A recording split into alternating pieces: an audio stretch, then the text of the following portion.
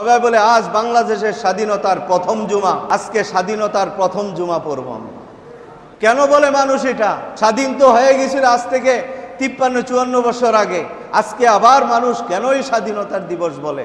আজকে দেখেন মোবাইল ভরে গেছে, সবাই বলে আজ বাংলাদেশের স্বাধীনতার প্রথম জুমা। অবশ্যই আমি ধ্বংস করে দিয়েছি অনেক জাতিকে মিন কাবলিকুম, তোমাদের পূর্বে। কখন? লাম্মা জলামু, যখন তারা অত্যাচার করেছিল, জুলুম করেছিল, তোমাদের পূর্বে এমন বহু জাতিকে আমি ধ্বংস করে দিয়েছি। অথচ জাত রসুলুহুম বিল বাইয়িনাত, তাদের নিকটের নবীরা স্পষ্ট দলিল নিয়ে আসছিল, প্রমাণ নিয়ে আসছিল, জুলুম করো না, অত্যাচার করো না। এরপরে এরা শুনে নাই, এরা মানে নাই, এরা জুলুমের স্টিম রোলার চালাইছিল। আল্লাহ তাআলা বলে ওয়ালাকাদ আহলাকনা, ওই জালেমদেরকে আমি আল্লাহ ধ্বংস করে দিয়েছি। অন্য আয়াতের মধ্যে আল্লাহ তাআলা বলেন এই জালেমরা জুলুম করতে করতে করতে এরা অহংকারী হয়ে যায়। এরা অহংকারী হয়ে যায়, মনে করে আমি জুলুম করতেছি, অত্যাচার করতেছি, ধ্বংসযজ্ঞ চালাইতেছি, কেউ তো আমারে কিছু করতে পারে না। এহেন অবস্থায় এরা যখন অহংকারী হয়ে যায়, আল্লাহ তাআলা বলেন তখন আমি গজব নাজিল করি।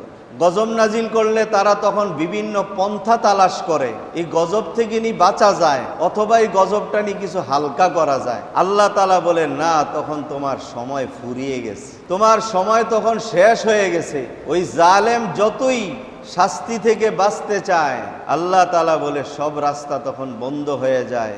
তো কোরআন বলে দেখেন সূরাতুন নাহল 85 নম্বর আয়াত, আল্লাহ তাআলা ইযা রাআল্লাযীনা যালামুল আযাব ফালা ইউখাফফাফু আনহুম ওয়ালা হুম ইয়ানজুরুন, যখন জালেমরা বিভিন্ন দিক থেকে আযাব দেখতে থাকে, শাস্তি দেখতে থাকে, তখন তারা এটাকে হালকা করার জন্য কখনো চিল্লা চিৎকার করে দোয়া করে, আবার কখনো বিভিন্ন দিক থেকে এরা সাহায্য চায়।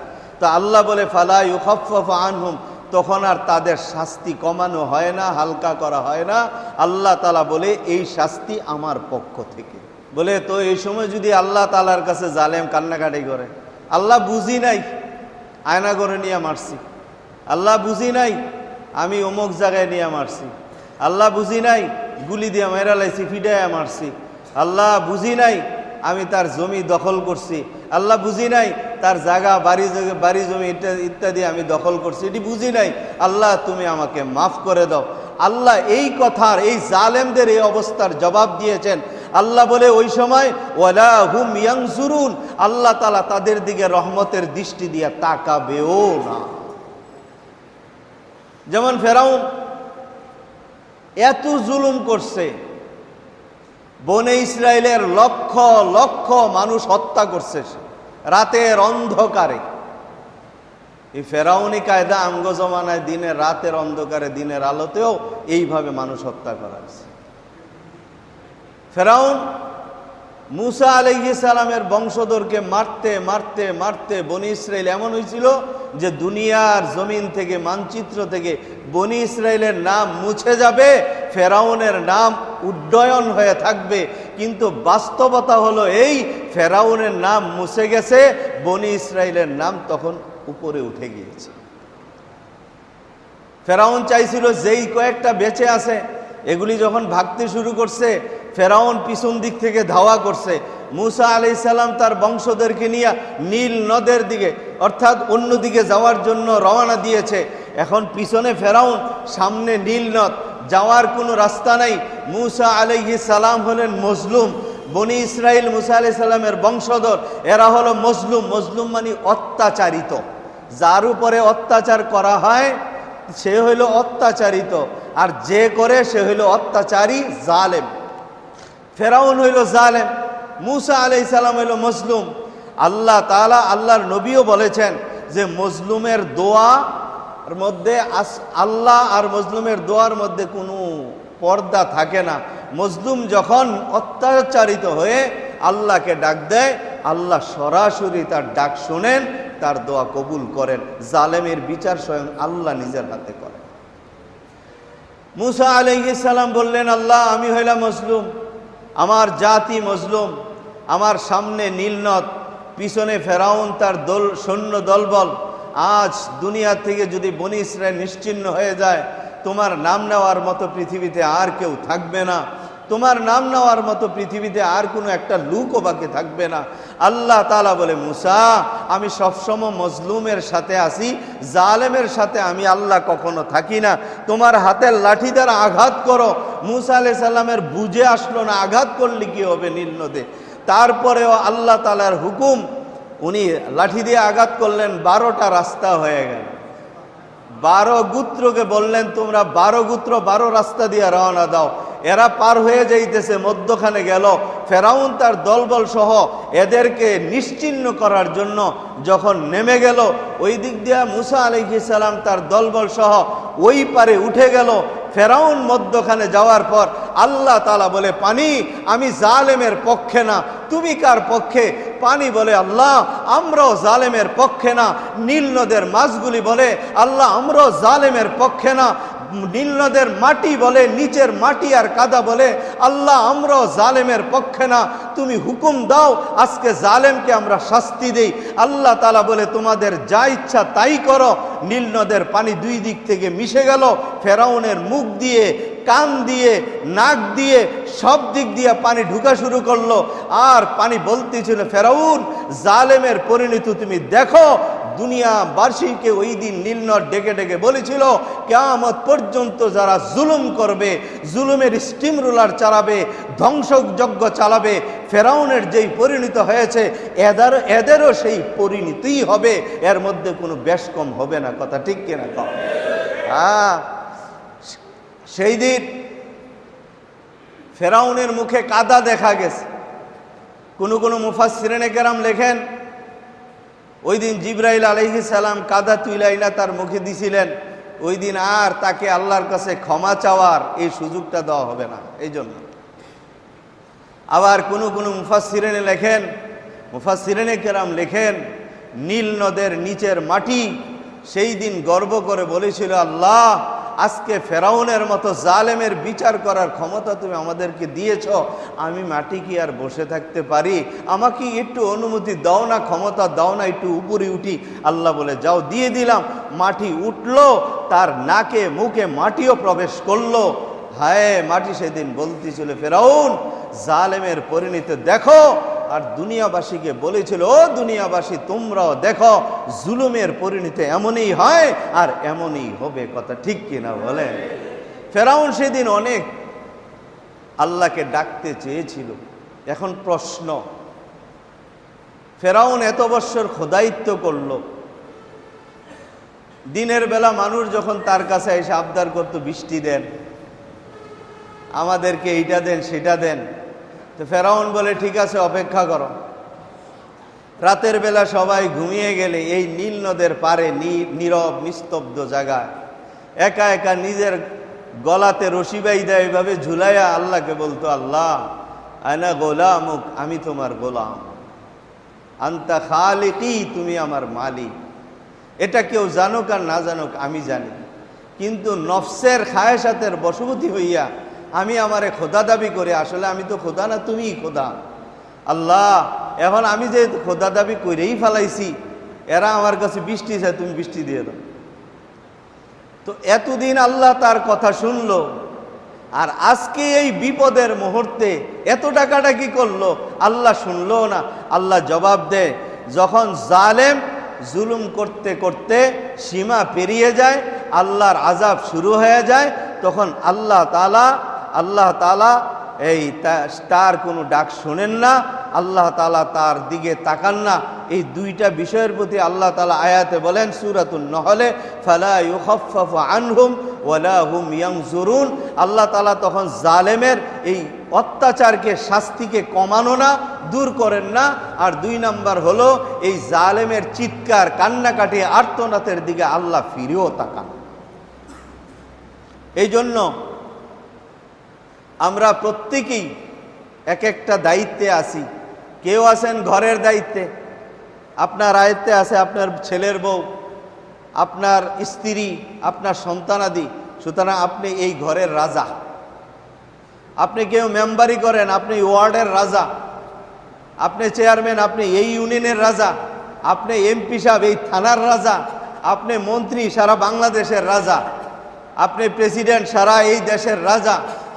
সুতরাং আপনি এই রাজত্বর চেয়ারে বসে রাজত্বর দায়িত্ব পাইয়া আপনি যদি বিন্দু পরিমাণ জুলুম করেন, অত্যাচার করেন, এটা করার আগে বাংলাদেশের 5 আগস্টের দিনকে মনে রেখা করতে হবে।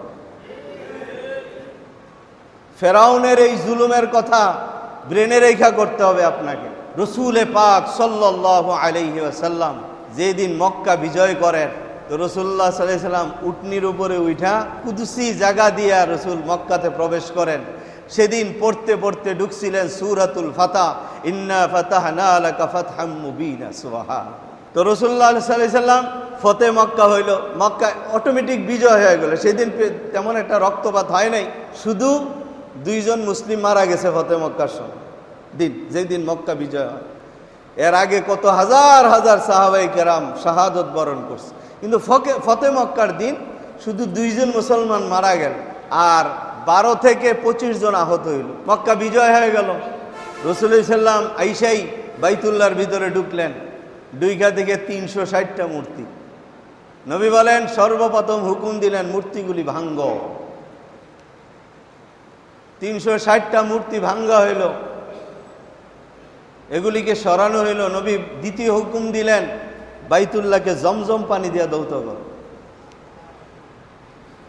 জমজম পানি দিয়া দৌত করলেন। তৃতীয় নাম্বার কাজ হইল, নবী সেখানে নামাজ পড়লেন। সুবহানাল্লাহ। নামাজ পড়ার পরে চতুর্থ কাজ করলেন, আল্লাহ নবী বাইতুল্লাহর চতুর্দিকে ঘুরলেন আর বললেন, আল্লাহু আহাদ, আল্লাহু আহাদ, আল্লাহু আহাদ। আল্লাহর একাত্মবাদের ধ্বনি দিলেন। সাহাবায়ে কেরাম জিজ্ঞেস করেছিলেন, এই ধ্বনি কেন? আল্লাহর নবী বলেন, এই ধ্বনির দ্বারা সমস্ত পেতাত্তা, জালেমের পেতাত্তা দূর হয়ে গেছে। সুবহানাল্লাহ। আমি ফতে মক্কার সাথে আমাদের এই ছাত্রদের আন্দোলনটাকে একটু মিলাই দিচ্ছি, মাইন্ড করেন না কথা। এর আগে অনেক খুনাখুনি হইল,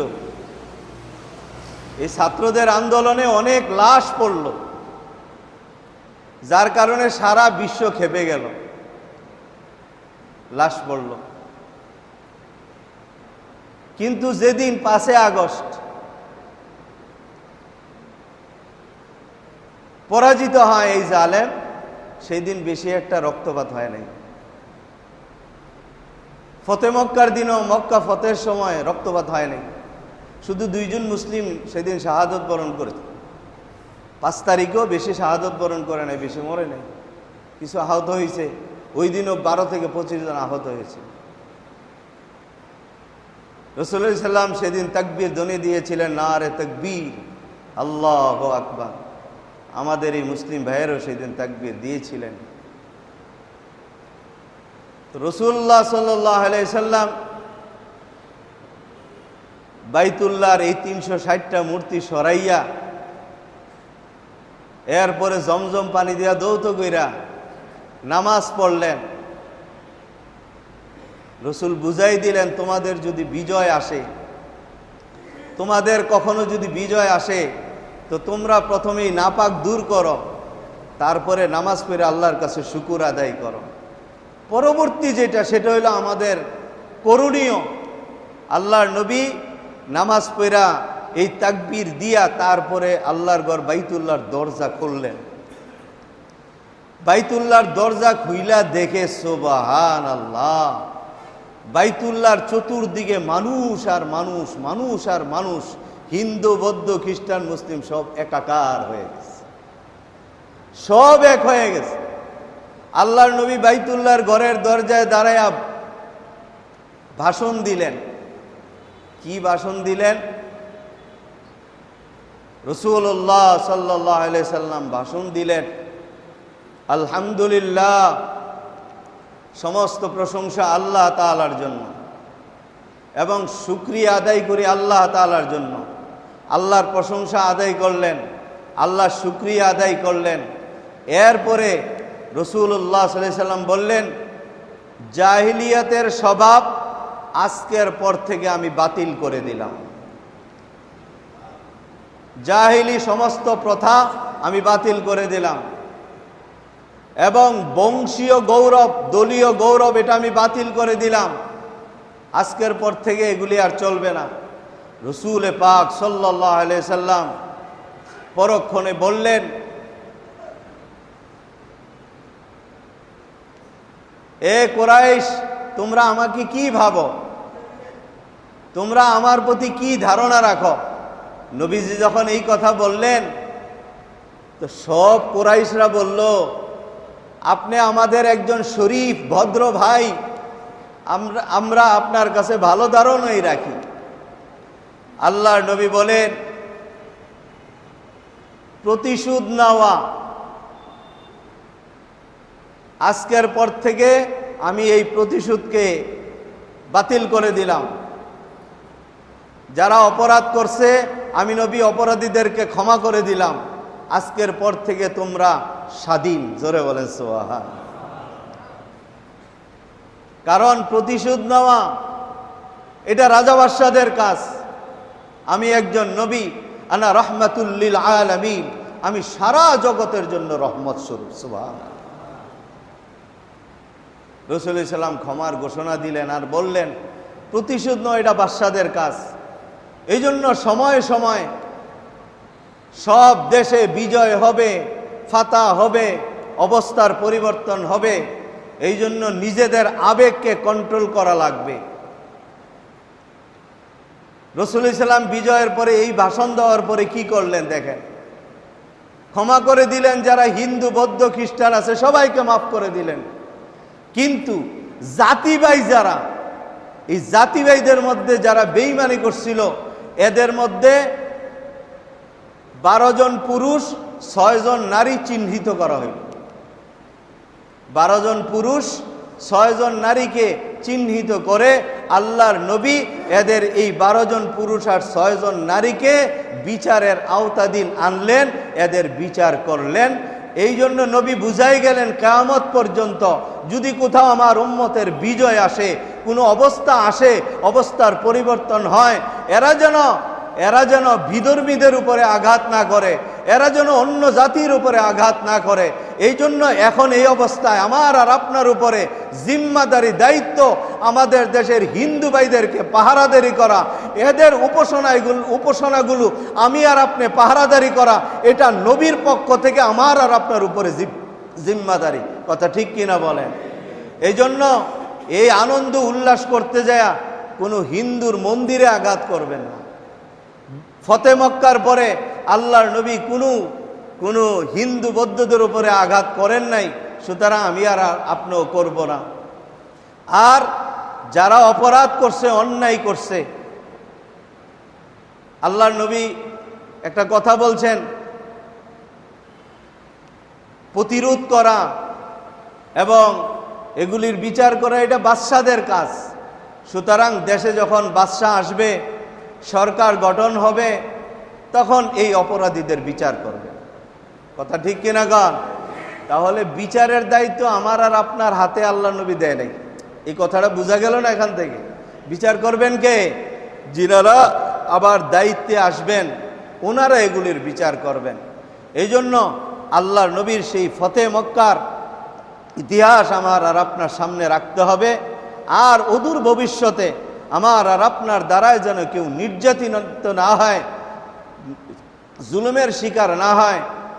হ্যাঁ, আজকে অনেকেই বলে আমরা উপরের মহলের নির্দেশে এই জুলুমগুলি করেছি। আপনি যদি মুসলমান হন তাহলে নবীর হাদিসকে ফলো করে চলতে হবে। আল্লাহর নবী বলছে, লা তাআতা লি মাখলুকিন ফি মাসিয়াতিল খালেক। কোনো গুনার কাজ করার ব্যাপারে কোনো মানুষের আনুগত্য করা যাবে না, কোনো মানুষের হুকুম মানা যাবে না। তোমাকে যদি তোমার উপরওয়ালা একজন মানুষকে হত্যা করতে বলে, তুমি চাকরি ছেড়ে দিবে দরকার হয়, এরপরও তার হুকুম মানবা না। কারণ আমার নবী, তোমার নবী, বিশ্ব নবী আমাকে তোমাকে আজ থেকে 1400 বছর আগে এই নির্দেশ দিয়ে গেছে, গুনার কাজে কোনো মানুষের হুকুম মানা যাবে না। আমার অফিসার হোক, আমার নেতা হোক, আমার যাই হোক, আমার বাবা হোক, আমার বাবা যদি আমাকে গুনার কাজের হুকুম দেয়, আমি আমার বাবার হুকুম মানব না। আমার নেতা যদি গুনার কাজের হুকুম দেয়, নেতার কথা মানব না। আমার বড় উপরের কেউ যদি হুকুম দেয়, তার হুকুম মানব না। দরকার হয় চাকরি ছেড়ে দিব, নবীর হুকুম মানব। আমার রিজিকের ব্যবস্থা আল্লাহই করবে। কথা ঠিক কিনা কও? আপনাদেরকে একটা হাদিস শোনাই, কেন জুলুম করবেন না? রসুল বলেন, বুখারী শরীফের 2285 নম্বর হাদিস, আল্লাহর নবী বলে, উম্মত, হাশরের ময়দানে তোমাদের সবচেয়ে বড় গুনাহ যেটা, সেটা হবে জুলুমের গুনাহ। ক্বালা রাসূলুল্লাহ সাল্লাল্লাহু আলাইহি সাল্লাম, আয-যুলমু যুলুমাতু ইয়াউমাল কিয়ামাহ, কিয়ামতের দিন সবচেয়ে বড় গুনাহ সেটা জুলুমের গুনাহ হবে। অন্য হাদিসে এই জন্য রাসূলুল্লাহ সাল্লাল্লাহু আলাইহি সাল্লাম বড় আশা করে আমার আর আপনার কাছে এই হাদিসটা রেখে গিয়েছে, উম্মত, ইত্তাকু দাওয়াতাল মাজলুম ফাইন্নাহা লাইসা বাইনাহা ওয়া বাইনাল্লাহি হিজাব। এ উম্মত, তোমরা মজলুমের আহ থেকে বেঁচে থাকো, মজলুমের আহ শব্দ থেকে বেঁচে থাকো, কারণ মজলুমের আহ এই হৃদয় বিতারক শব্দটা, তার বরদোয়া আর আল্লাহর মাঝখানে আর কোনো পর্দা থাকে না। এই আহ আর তার চিৎকার, চোখের পানি তোমাকে এমন ভাসিয়ে দিবে, এমন ভাসায়া দিবে, তুমি দাঁড়ানোর সময়টুকুও পাবা না, বলার সময়টুকুও পাবা না। অন্য হাদিসের মধ্যে আল্লাহর নবী বলেন, উনসুর আখাকা জুলমান ওয়া মাজলুমান, এটা বুখারীর 2282 নম্বর হাদিস। তোমরা জালেমকেও সাহায্য করো, মজলুমকেও সাহায্য করো। রাসূল হাদিসের মধ্যে এটা বললেন, জালেমকেও সাহায্য করো, মজলুমকেও সাহায্য করো। এটা আবার কেমন কথা বললেন? মজলুমরে সাহায্য করবো, এটা তো বুঝে আসলো, জালেমকে সাহায্য করব কেন? হ্যাঁ, জালেমকে সাহায্য করার কথা এই জন্য বলা হয়েছে, জালেম যেন আর জুলুম না করতে পারে, এই জালেম যেন জুলুম বন্ধ করে দেয়, এটার জন্য তাকে বারণ করো। এই বারণ করাই মানি সামনে বাড়া থেকে, জুলুম করা থেকে তাকে বিরত করলা, এটাই তাকে তুমি সাহায্য করলা। কথা বুঝেন নাই? এখন আপনি যাইয়া তারে মাইরা লাইলেন, কাইট্টা লাইলেন, তো এর দ্বারা কি হলো? তার পরবর্তী জেনারেশন আপনাকে চিহ্নিত করে রাখবে। এই কথা ঠিক নেই? বলে, তুই আমার বাপেরে মারছত, আমার ঘরবাড়ি ভাঙছত, একদিন আইব, এক শীতে কি আর মাগজা? আরে এক মাগে কি আর শীত যায়? এই জন্য জালেমকে সাহায্য করবেন আর যেন জুলুম না করে। এরপরেও যদি দেখেন গাড্ডা ফাঁক দিয়ে ওঠে, বর্তমানে বিচার করার মতো লোক আছে, এদের হাতে সবর্দ করে দেবে। কথা বুঝেন নাই? নিজের হাতে বিচার নিবেন না, দরকার নাই। যেহেতু এই রাষ্ট্রে সব জায়গায় বিচার ব্যবস্থা আছে, নিজেদের হাতে বিচার তুলে নেবেন না। আর মজলুমকে সাহায্য করবেন, অত্যাচারীকে সাহায্য করবেন, যে যেইভাবে পারেন। আহত ভাই যারা আহত হয়ে হাসপাতালে আছে, ঘরে আছে, এদের খোঁজখবর নেন, পারলে কিছু টাকা পয়সা দেন, এদের কিছু চিকিৎসার ব্যবস্থা করেন। আর যারা মারা গিয়েছে, শহীদ হয়েছে, পারলে এদের পরিবারকে কিছু সহায়তা করেন, সাহায্য করেন। আর রাসূলুল্লাহ সাল্লাল্লাহু আলাইহি ওয়াসাল্লাম ফতে মক্কায় নামাজ পড়ে পড়ে শান্তির জন্য দোয়া করেছিল। আমার আর আপনারও এইভাবে শান্তির জন্য আল্লাহর কাছে দোয়া করার দরকার। রসুল বলেন, শেষ হাদিস আপনাদেরকে শোনায়া আজকের বয়ান শেষ করব। বুখারীর 2578 নম্বর হাদিস আপনাদেরকে শোনাই, বুখারী থেকে। আল্লাহর নবী বলে, 60টা বড় গুনাহ, যেই গুনাহ করলে তার ঠিকানা হবে জাহান্নাম। এর মধ্যে একটা হইল কাউকে অন্যায়ভাবে হত্যা করা। কাউকে কি করা? অন্যায়ভাবে হত্যা করা। দোস্ত, আমার আর আমাদের দেশে আজকে একটা বিড়ালের প্রতি মানুষের মায়া আছে, কুকুরের প্রতি মানুষ মায়া আছে। কুকুর লালন পালন করে, তাকে অনেক কিছু খাওয়ায়, বিড়াল লালন পালন করে, অনেক কিছু খাওয়ায়। আজ মানুষের প্রতি এতটুকু মায়া নাই, আজকে সামনাসামনি গুলি কইরা আমার এক ভাই আরেক ভাইকে ফালাই দিচ্ছে, এক ভাই আরেক ভাইয়ের উপরে রান্দা চালাইতেছে, এক ভাই আরেক ভাইয়ের উপরে চাইনিজ কুড়াল চালাইতেছে, এক ভাই আরেক ভাইয়ের উপরে ছুরি চালাইতেছে। আল্লাহর হস্তে অনুরোধ করি, আমি আর আপনি মুসলমান, আমার এক কালেমা, আমরা এক ভাই, আমরা এক গ্রামের লোক, এক সমাজের লোক, আমরা এক ধর্মের লোক। আমাদের মাঝেই মারামারি লাগানোর জন্য খ্রিস্টান ইহুদিরা বহু পায়তারা চালাইতেছে। এই জন্য আসুন আমরা সব ভুলে যাই, আজ থেকে নতুন বাংলাদেশ, নতুন মানুষ হিসেবে আমরা পথ চলবো, বলেন ইনশাআল্লাহ। আল্লাহ আমাদের সবাইকে তৌফিক দান করুক। আরেকটা আহ্বান রাখি, আমরা এই মসজিদ থেকে একটা দাবি করি, সামনে যেন এই বাংলাদেশে আর নারী নেতৃত্ব না আসে। রাজি আছেন না ইনশাআল্লাহ? নারী নেতৃত্ব না আসে, আল্লাহ যেন একটা পুরুষ শাসন দান করে। এবং এই দেশে এই দেশে আল্লাহ তাআলা যেন একটা শান্তির ব্যবস্থা করে, এই জন্য নামাজ পড়ে বেড়ে একটু দোয়া করবেন। আল্লাহ তাআলা যেন শান্তির ব্যবস্থা করে, অশান্তি থেকে উঠাইয়া দেয়, আল্লাহর কাছে এই দোয়াটা করেন। আর যারা ব্যবসা করেন তারা মালের দাম একটু কমায়া কমায়া বেচার চেষ্টা করেন। আমগো দেশে তো ওই মালের দাম একবার বাড়লে আর এটা নামতে চায় না। ময়দার কেজি, আটার কেজি যেমন 70-80 টাকা হয়েছে, 5 টাকার পরোটা 10 টাকা করছে, 5 টাকার বন 10 টাকা করছে। এখন ময়দা 40 টাকা তাইছে, 10 টাকাতে আর নামে না। এই জন্য আমরা আবদার করব, যারা ক্ষমতায় আসছে আপনারা এই বাংলাদেশের জনগণের সুবিধার্থে আপনারা এই বাজারটা একটু মনিটরিং করেন। আল্লাহ তাআলা যেন আমাদেরকে সব দিক থেকে হেফাজত করে, সব দিক থেকে আসান করে। সবাই বলেন আমিন।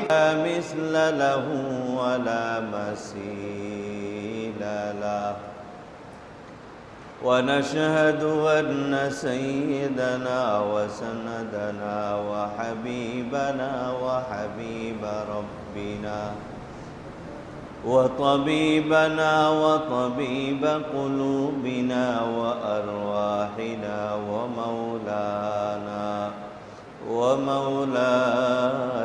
وأولانا محمدا عبد الله ورسوله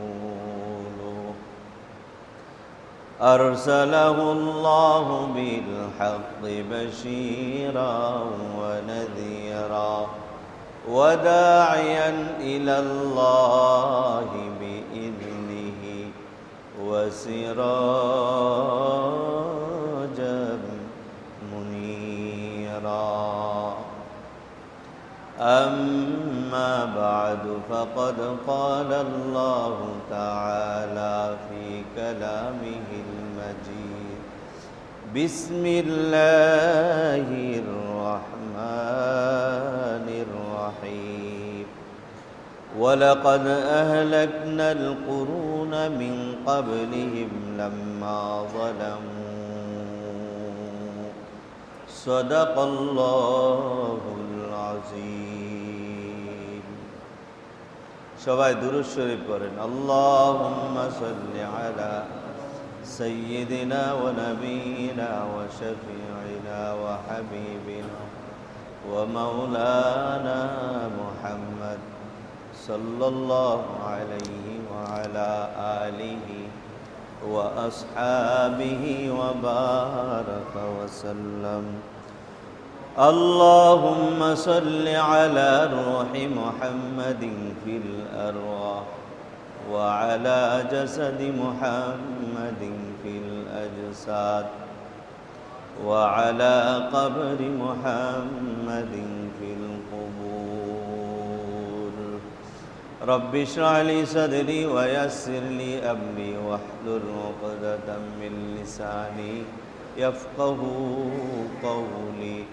سبحانك لا علم لنا إلا ما علمتنا إنك أنت العليم الحكيم.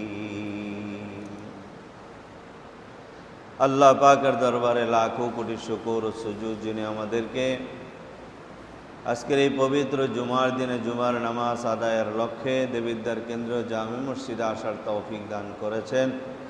এই জন্য সকলেই একবার শুকরিয়া তান বলি আলহামদুলিল্লাহ।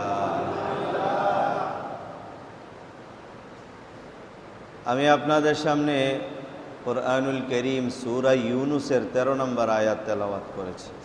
আল্লাহ তাআলা বলেন, ওয়ালাকাদ আহলাকনাল কুরুনা মিন ক্বাবলিকুম লাম্মা যালামু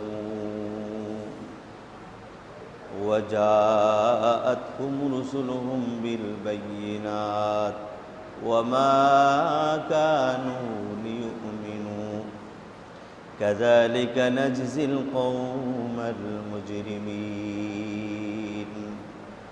আল্লাহ তাআলা বলেন, অবশ্যই আমি ধ্বংস করে দিয়েছি আল কুরুনা, বহু জাতিকে।